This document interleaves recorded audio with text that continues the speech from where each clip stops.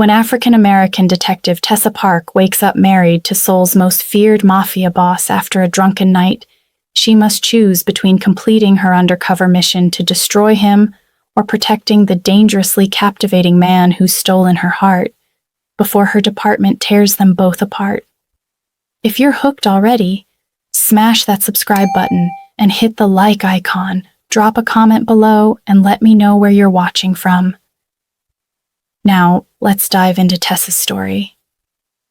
Tessa's eyes fluttered open to unfamiliar softness. The sheets beneath her weren't the worn cotton of her studio apartment, but silk that whispered against her skin like water. Sunlight poured through floor-to-ceiling windows, painting everything in gold, and for a disorienting moment, she thought she was dreaming. Then she felt the weight on her finger. A wedding ring. White gold. Elegant. Expensive. Real. Her heart stopped. She turned her head slowly, barely breathing, and found him. Kang Dae-hyun lay beside her, dark hair falling across his forehead, his face peaceful in sleep.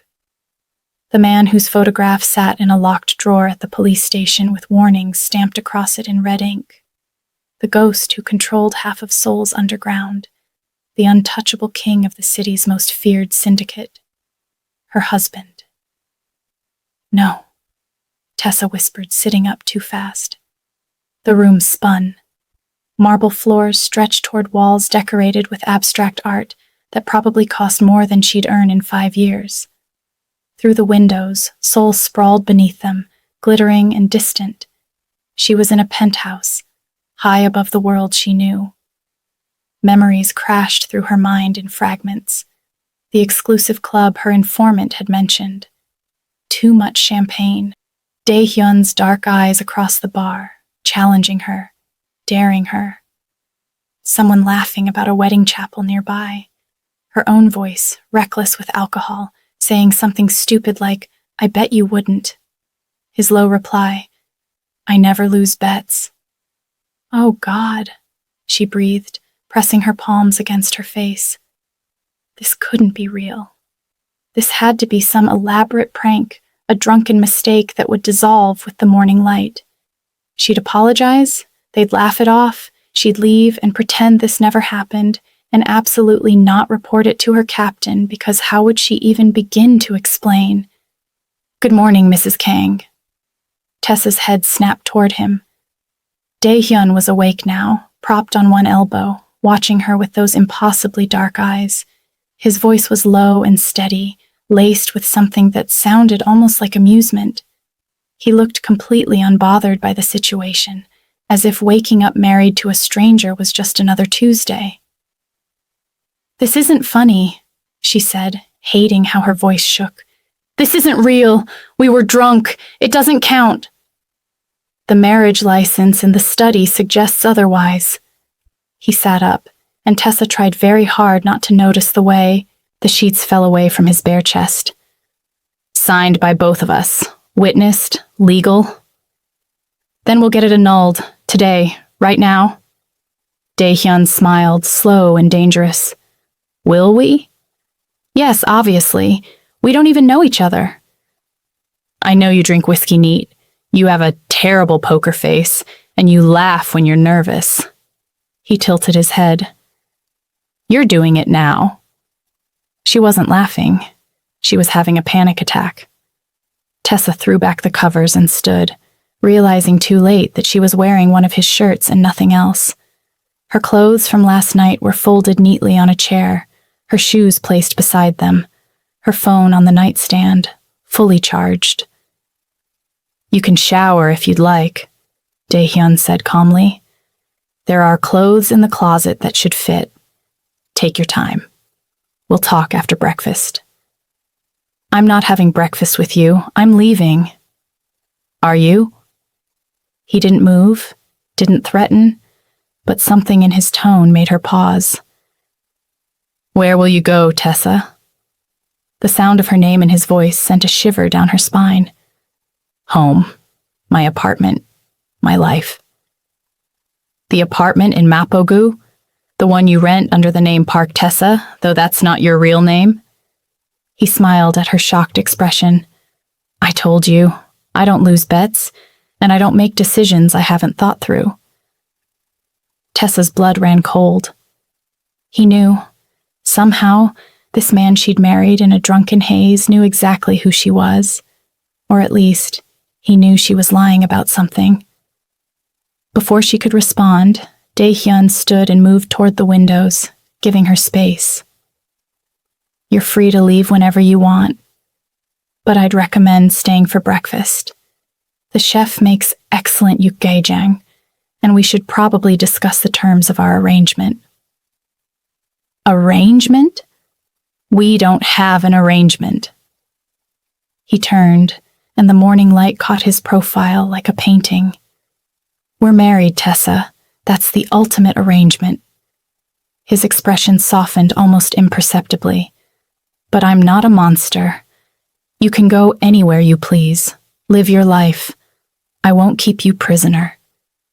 How generous, she said, acid in her voice. I think so. He walked past her toward the door, and she caught the scent of his cologne, something dark and expensive. Though, I should mention, you'll have security, for your protection. I don't need protection. Dae-hyun paused in the doorway, glancing back at her. Something flickered in his eyes, gone too fast to read. Everyone who belongs to me needs protection, Mrs. Kang. The world I live in doesn't forgive vulnerabilities. He smiled slightly. Breakfast is at 8. Wear whatever makes you comfortable. Then he was gone, leaving Tessa standing in a stranger's bedroom, wearing a stranger's ring. Her entire life suddenly tilted on an axis she didn't understand. She should run.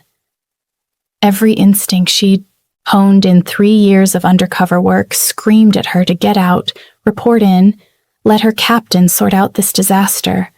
But Detective Park Tessa, who'd spent 6 months carefully building a cover identity to observe Kang Dae-hyun from a safe distance, had just woken up in the center of his world. And despite the fear, despite the shock, a tiny voice in the back of her mind whispered that this might be the opportunity of a lifetime.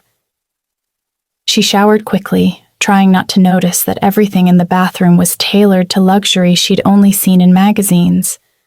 The closet held women's clothes in her size, which should have been creepy, but instead felt oddly thoughtful.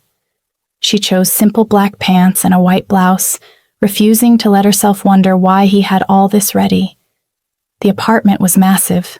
She followed the sound of quiet conversation down a hallway lined with more expensive art, through a living room that could fit her entire apartment twice over, to a dining room where Dae-hyun sat reading a newspaper. Coffee steamed in a cup beside him. A second place was set across from him, and the promised yukgaejang waited, aromatic and perfect. You came, he said without looking up. I was hungry. Tessa sat, maintaining distance, maintaining control. And I want answers. Fair. Dae-hyun folded the newspaper and gave her his full attention. What do you want to know? Why aren't you panicking? Normal people wake up married to strangers and panic. I don't panic. He sipped his coffee. And you're not a stranger. We spent 4 hours talking last night before the wedding. You told me about your childhood in Busan, your love for old movies, your fear of heights. I told you about my sister, my business, the restaurant where I had my first real meal after my parents died. Tessa's heart clenched. She didn't remember most of that, but she remembered his voice, low and sincere in the dim light of the bar. She remembered feeling like he actually saw her, not the carefully constructed cover identity, but the real person underneath. That was dangerous. We were drunk, she insisted. You were tipsy. I was sober. At her sharp look, he shrugged. I rarely drink. Too many enemies, but I liked listening to you talk. He leaned forward slightly. Here's the truth, Tessa. I knew what I was doing when I suggested that chapel. You laughed and said yes because something in you wanted to see what would happen. So here we are. This is insane. Probably. He smiled. But I've done worse things for worse reasons. At least this time, I'm married to someone interesting. I'm not interesting. She caught herself just in time. I'm nobody. You're a terrible liar. Dae-hyun's eyes gleamed with amusement. But that's all right. We all have secrets. He stood, setting down his napkin with careful precision. Eat your breakfast. Rest. Explore the apartment if you'd like. I have business this morning, but I'll be back this afternoon. We can discuss divorce then, if that's what you really want. He moved toward the door, then paused. Oh, and Tessa, the security team outside isn't negotiable.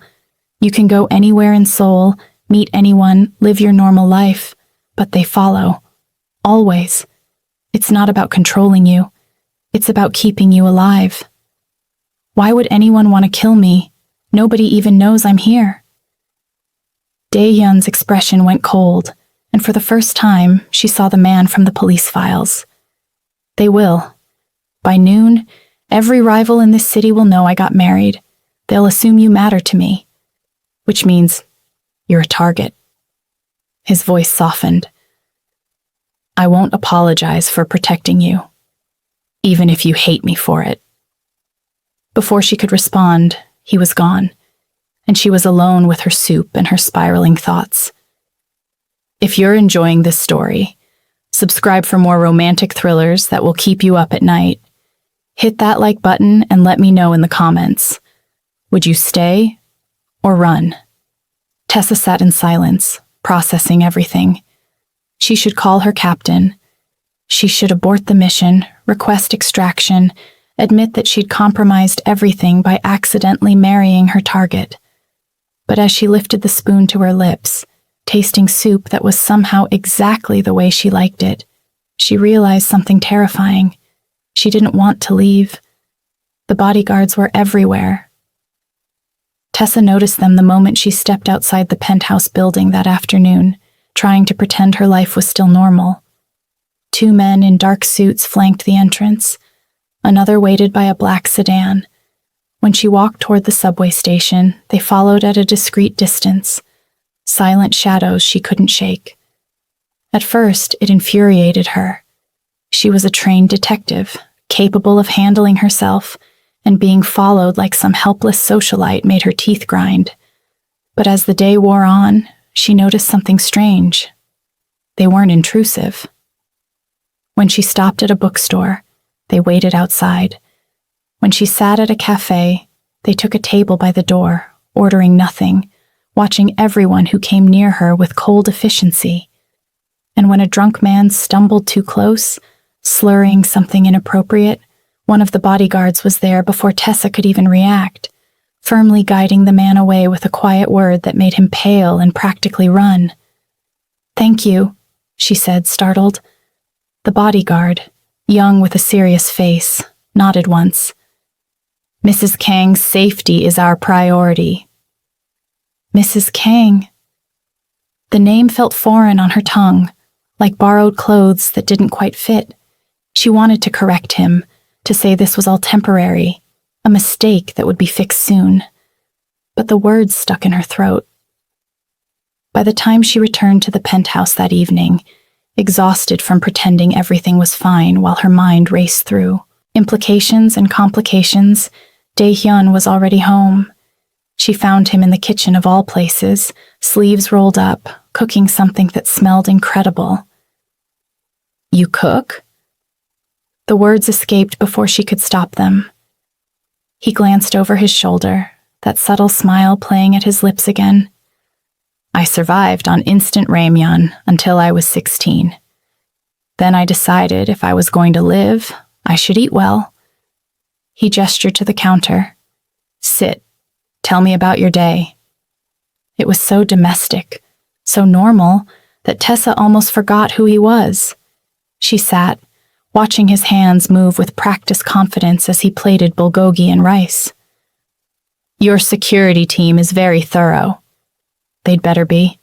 I pay them enough." He set a plate in front of her, then took the seat beside her instead of across, close enough that she could feel the warmth radiating from him. Did they bother you? No. Actually, they were... She struggled for words. Professional. Respectful. Good. They know if they're not, they answer to me. He began eating, casual, as if this was their 100th dinner together instead of their first real one. And they know you're not a prisoner. You're my wife. There's a difference. Is there? Tessa picked up her chopsticks, trying to ignore how perfectly he'd cooked everything. Because from where I'm sitting, being followed everywhere feels a lot like being controlled. Dae-hyun set down his chopsticks, turning to face her fully. His expression grew serious, that playful edge disappearing. Let me tell you something about my world, Tessa. 3 years ago, I had a sister, Minseo. She was 19, brilliant, wanted to be a doctor. She had nothing to do with my business, stayed far away from everything I did. I thought that would keep her safe. Tessa's chest tightened at the past tense. One night, she went to dinner with friends. Normal night, normal restaurant in a good neighborhood. My rivals found out she was my sister. They took her to hurt me, to send a message. By the time I found her, his jaw clenched, and Tessa saw the flash of raw pain cross his face before he locked it away. She died in my arms because I wasn't careful enough, because I thought distance would protect her. The silence between them felt heavy, suffocating. Tessa wanted to say something, anything, but what comfort could she offer for that kind of loss? So yes, Dae-hyun continued, his voice quiet but firm. My men will follow you. They'll watch your back, keep you safe. Make sure what happened to Minseo never happens to anyone I care about again. If that feels like control, I'm sorry. But I won't apologize for keeping you alive. He stood abruptly, taking his barely touched plate to the sink. Tessa sat frozen, her detective's mind cataloging this new information while her heart ached for the grief she'd just witnessed. The files at the station mentioned a sister's death but listed it as collateral damage in a gang war. They never mentioned that Dae-hyun had held her as she died. I didn't know, she said quietly, about your sister. I'm sorry. Most people don't care. He kept his back to her, shoulders tense. They see the headlines. Mafia boss's sister killed. They assume it's karma, that we all deserve what we get. They don't see that she was just a kid who wanted to save lives, not take them. Tessa stood, moving closer despite every professional instinct telling her to maintain distance. I care. He turned, surprise flickering across his features. They stood there in the kitchen, close enough that she could see the exhaustion in his eyes, the weight he carried. For just a moment, he wasn't Seoul's most feared crime lord. He was just a man who'd lost his sister and was terrified of losing anyone else. Why? He asked, genuinely curious. You don't know me. You don't owe me anything. Because I've spent 6 months watching you from a distance, Tessa thought. Because the files say you're a monster, but everything I've seen shows a man who protects the people in his neighborhood, who pays for kids' school supplies anonymously, who visits his sister's grave every week with fresh flowers. Because I think I've been lying to myself about what this mission really is. But she couldn't say any of that. Instead, she said simply, because everyone deserves someone who cares. Something shifted in Dae-hyun's expression, a crack in that controlled facade. He reached out slowly, giving her time to pull away, and brushed a strand of hair from her face. His touch was gentle, reverent, nothing like the dangerous man the world feared. You're not what I expected, he murmured. Neither are you. The moment stretched between them, fragile and electric. Then Dae-hyun stepped back, that control slamming back into place. It's late. You should rest. The master bedroom is yours. I'll take one of the guest rooms. You don't have to. Yes, I do. His smile was sad. You didn't choose this, Tessa. The least I can do is give you space while you figure out what you want. He left her standing in the kitchen, confused and conflicted, her half-eaten dinner growing cold. That night, lying alone in sheets that smelled like him, Tessa stared at the ceiling and tried to remember why she was here. The mission, the investigation, justice. But all she could think about was the grief in his eyes when he spoke about Min-seo, and the gentleness in his touch when he moved her hair. The next 2 weeks fell into an unexpected rhythm. Tessa continued her normal life, meeting her police contact in careful intervals, feeding him information that was true but incomplete. Yes, Dae-hyun had business meetings. Yes, there were men who came and went from the penthouse. No, she hadn't seen evidence of the weapons, trafficking they suspected. No, she couldn't access his office. The lies came easier than they should have. At night, she and Dae-hyun had dinner together. Sometimes he cooked, sometimes she did, and they talked about everything except the obvious. He told her about growing up poor in Busan, about his first real fight, about learning that survival meant being smarter and more ruthless than everyone else. She told him about her childhood too, carefully editing the parts about police academy and her detective's badge locked in a drawer across the city. They learned each other's rhythms. He took his coffee black, woke before dawn, and played piano when he couldn't sleep. She discovered that late at night, when Seoul went quiet, she could hear soft jazz drifting from the living room. Sometimes she'd stand in the doorway, watching his hands move across the keys, and he'd sense her presence and smile without stopping. Can't sleep? He'd ask. Your playing is too good to miss.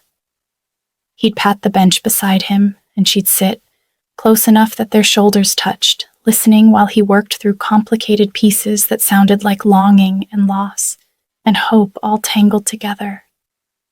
Those were the dangerous moments, when Tessa forgot about badges and missions, and the fact that technically she was betraying him every day she didn't report everything to her captain.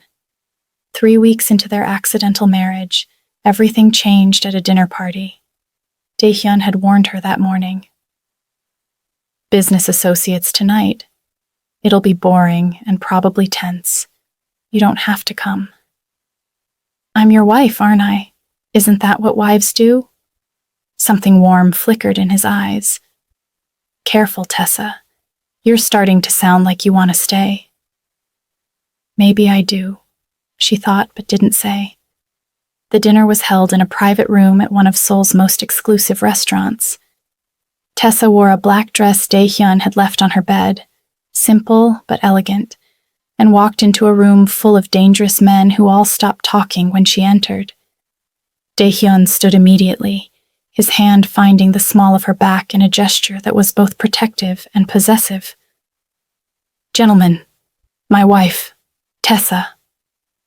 The word wife fell into the silence like a stone in water, ripples spreading. Several men exchanged glances. One older man with silver hair and a scar across his jaw raised his glass. Congratulations, Dae-hyun, though we were surprised to hear the news. Very sudden. The best things usually are. Dae-hyun pulled out a chair for Tessa, positioning himself between her and the rest of the table. Shall we eat? The meal was exactly as tense as he'd predicted. Tessa picked at her food, while men discussed shipments and territories in careful language that meant something else entirely. She felt their eyes on her, assessing, judging, trying to figure out if she was a liability or an asset. Then someone made a mistake. So, a younger man with too much confidence and whiskey said, smirking, how exactly did you two meet? I heard it involved quite a bit of soju and bad decisions. The table went quiet. Dae-hyun's expression didn't change, but Tessa felt him go absolutely still beside her. Actually, Tessa said before she could stop herself, it involved whiskey, a terrible bet, and the best decision I've made in years. The young man blinked, surprised. Really? Because the way I heard it, she's not a mistake. Dae-hyun's voice cut through the air like a blade, quiet and absolutely lethal. She's not a drunken accident or a momentary lapse in judgment. She's my wife, and the only real thing I've got in this entire godforsaken city. So, if anyone here has a problem with that, we can discuss it outside, now. Nobody moved. Nobody breathed. Drop a comment below if you think Dae-hyun should have been harsher.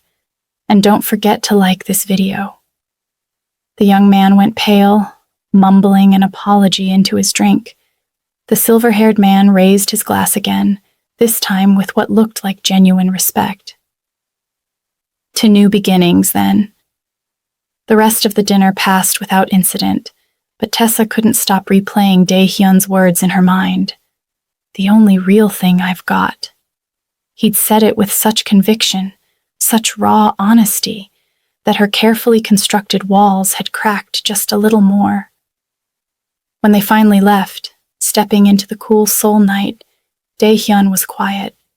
His hand found hers naturally, fingers intertwining, and Tessa didn't pull away. "I'm sorry," he said as they walked toward the car. "I shouldn't have put you in that position. You defended me. I embarrassed you." Tessa stopped, turning to face him under the glow of streetlights. "You made me feel like I actually mattered to you. That's not embarrassing. That's—" She struggled for the right word. "That's terrifying." Dae-hyun's expression softened, his thumb brushing across her knuckles. "Why terrifying?" "Because I'm lying to you. Because every day I don't tell you the truth is another betrayal. Because I'm falling for you, and I don't know how to stop." These statements ran through her mind. "Because I don't know what we're doing," she said instead. "We're married, but we're strangers. We live together, but sleep in separate rooms. We have dinner and talk like we've known each other for years. But I don't even know your favorite color." "Blue," he said immediately. "Dark blue. Like the ocean at night. And we're not strangers, Tessa. We haven't been since that first conversation at the bar when you told me you thought the stars looked lonely. All that distance between them." He stepped closer, close enough that she had to tilt her head back to meet his eyes. "I know you hate mornings but love sunrise. I know you read poetry when you're sad and terrible romance novels when you're happy. I know you bite your lip when you're thinking and you hum when you cook." Tessa's heart was racing. "How do you know all that?" "Because I pay attention. Because every moment with you is the only time I feel human instead of like the monster everyone thinks I am." His voice dropped to barely a whisper. "So yes, this is terrifying, but I've done terrifying things my whole life. At least this time, I'm terrified of losing something good." She should pull away. She should go back to the penthouse, call her captain, end this before it went any further. But instead, Tessa found herself leaning into him, her forehead resting against his chest as his arms came around her. "What are we doing?" she whispered. "I don't know." He pressed his lips to the top of her head. "But I don't want to stop." They stood there on the Seoul street, two people pretending they were anything other than inevitable. That night, Tessa couldn't sleep. She lay in the massive bed, listening to the city hum below, until she heard it, the piano. Slow, melancholic notes drifting through the penthouse like a confession. She found him in the living room, still in his dress shirt but with the sleeves rolled up, his tie discarded on the couch. The city lights painted him in shades of blue and shadow as his fingers moved across the keys. "Can't sleep?" he asked without turning. "Your playing is too sad to ignore." He smiled faintly, continuing the melody. "It's raining outside. Rain makes me think of the night Minseo died. She loved the rain, used to dance in it when she was little, no matter how much our mother scolded her." Tessa moved closer, sitting beside him on the bench like she had so many nights before. But tonight felt different, heavier, more real. "Tell me about her," she said softly. "The real her, not the headlines." Dae-hyun's hands stilled on the keys. For a moment, she thought he wouldn't answer. Then he began to speak, his voice rough with memory. "She was brilliant, top of her class, scholarship to medical school. She used to patch me up when I'd come home bloody from fights, lecturing me the entire time about how violence never solved anything." He laughed, but it was hollow. "She was right, of course. But by the time I understood that, I was already too deep in this life to get out." "She didn't judge you?" "Never. She'd say, 'You do what you have to, Appa. Just promise me you'll stay alive.'" His voice cracked slightly. "I promised her. And then I couldn't keep her alive, so what good was my promise?" Tessa reached out, covering his hand with hers. "It wasn't your fault. Wasn't it? I chose this life. I built this empire. Every enemy I made, every line I crossed, it all led to that night." He turned to look at her, and his eyes were wet with unshed tears. "I held her in the rain, Tessa. She was bleeding out, and all she said was, 'Don't let this make you colder.' As if she was worried about me, even then." "I'm so sorry," Tessa whispered, her own tears falling now. "I'm so sorry." Dae-hyun pulled her close, and she let him, wrapping her arms around him as he finally let himself break. They sat there on the piano bench while he grieved, really grieved, for the sister he'd lost and the innocence that died with her. When the tears finally stopped, he didn't let her go. "Thank you," he murmured against her hair, "for not running, for staying." "Where would I go?" Tessa said, and meant it. He pulled back just enough to look at her, his hand coming up to cup her face. "Tessa, I need to tell you something." Her heart stopped. He knows. Somehow he's figured it out. "I know you're hiding something," he continued, confirming her worst fear. "I've known since the beginning.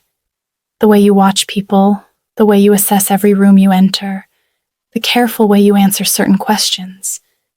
You're either a cop or a spy, and honestly, I don't care which." Tessa's blood turned to ice.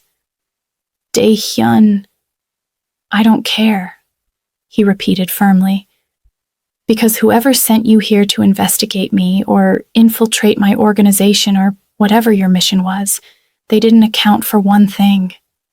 You're a good person, Tessa. I can see it in everything you do, and I think, somewhere along the way, you stopped seeing me as a target and started seeing me as a person." She couldn't breathe, couldn't think. "You knew?" "From the second night. You talk in your sleep sometimes. Said something about a case file." He smiled sadly. "I've had people search for bugs, check your phone, follow your movements. You're careful, but not careful enough to fool someone who spent 20 years staying alive in a world where trust gets you killed." "Then why?" Tessa's voice broke. "Why didn't you say anything? Why didn't you throw me out? Or what? Hurt you?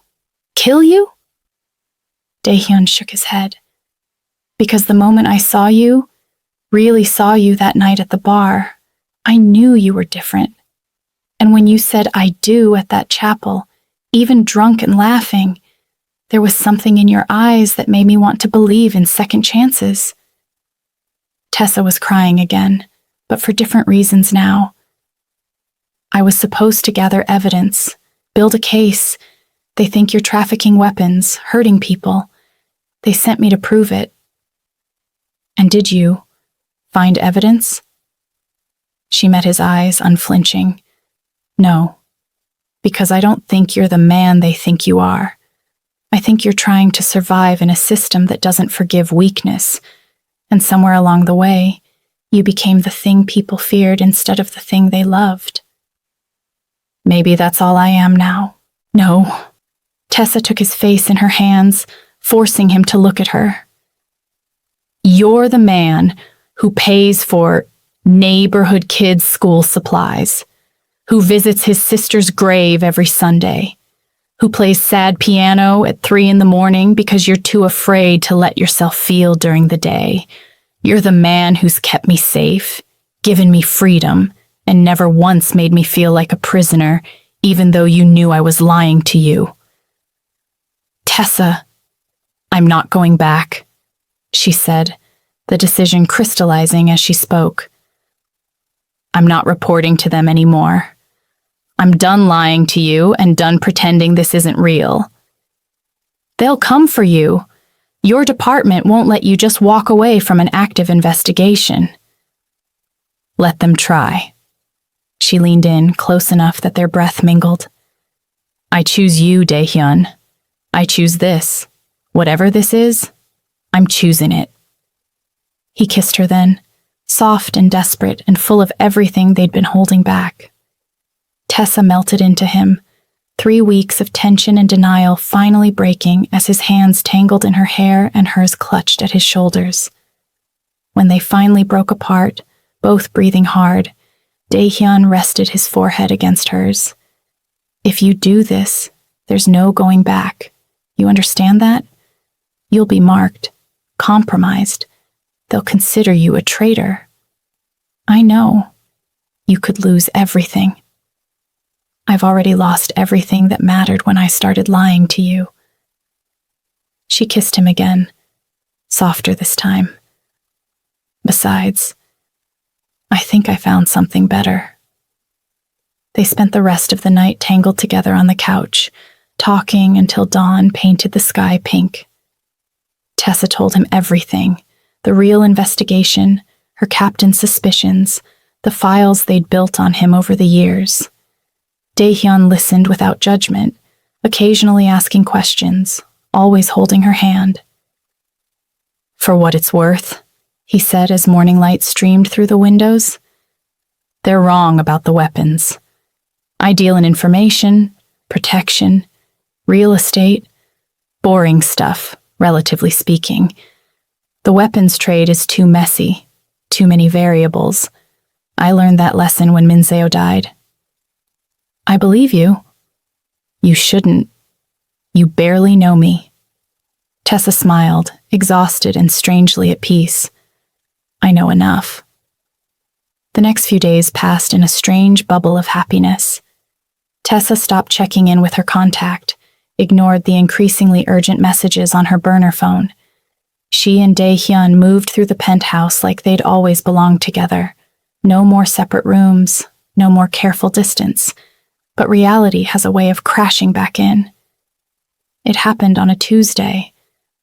Tessa was at the market, her bodyguards trailing at a respectful distance, when she saw him, Captain Hwang, her supervising officer, standing across the street in civilian clothes, his expression grim.